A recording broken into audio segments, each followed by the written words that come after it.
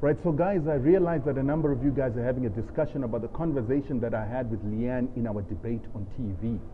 And most of you are very entertained by the fact that I asked her what she is doing in Africa as a European instead of living in Europe if Europe is that great. However, I hope you didn't lose the import of that conversation. The importance of that conversation was, as an African man, I had to stand up and fight for my full human rights, the rights to freedom of movement, because a white person purports to tell me where it is that I can live in Africa. More importantly, I had to stand up for my rights to fight for freedom of movement on my continent without anybody telling me where I need to go, particularly a European who comes and lives in Africa, coming from Europe, where they no longer have borders and they want to continue to confine us in the paddocks of borders that they created during a crime against humanity that is called colonialism. That is what I was standing up for on that particular show. I come from a country called Zimbabwe that is under economic sanctions that have been imposed by the United States and all her European allies to punish Zimbabweans for taking their land and resources.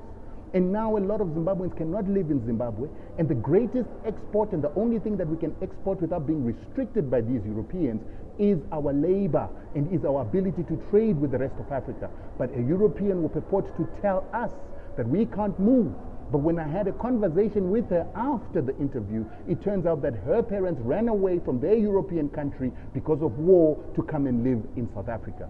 We as young Africans, a new breed of Africans, have got to reassert our rights to be human, our rights to travel, our rights to be free on the African continent, and the freedom of movement in any other place in the world, including the United States, where they shoot black people.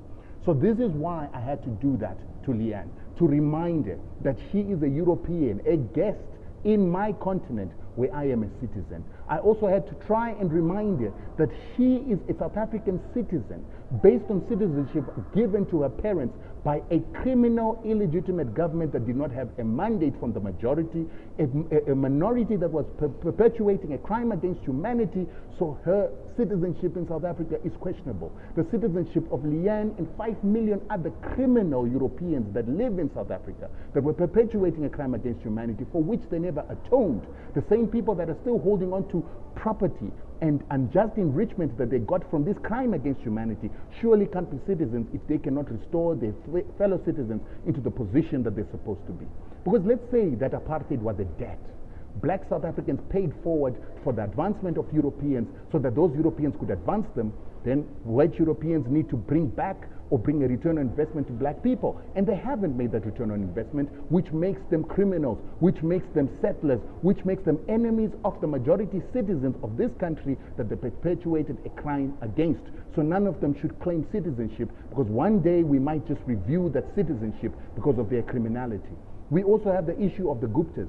Right now there are sanctions on the Guptas in a country that has had private companies, banks, the Anglo-Americans of this world, perpetuating a crime against humanity, using slave labor, stealing resources, killing black people, but never were they given sanctions. This should go to show you that the sanctions that are in South Africa are illegitimate, they're illegal, and the United States government, which does not have a right to impose sanctions on sovereign nations, is abusing its power in order to continue to control South Africa as its colony.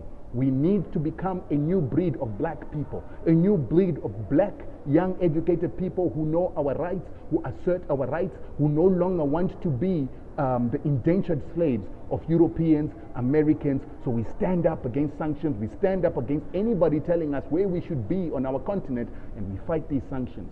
Zimbabweans United Against U.S. War Sanctions is an organization where we're going to continue to fight for the rights of our people to self-determine in Africa, control resources, and to have full human rights, economic, social, cultural rights to prosper ourselves.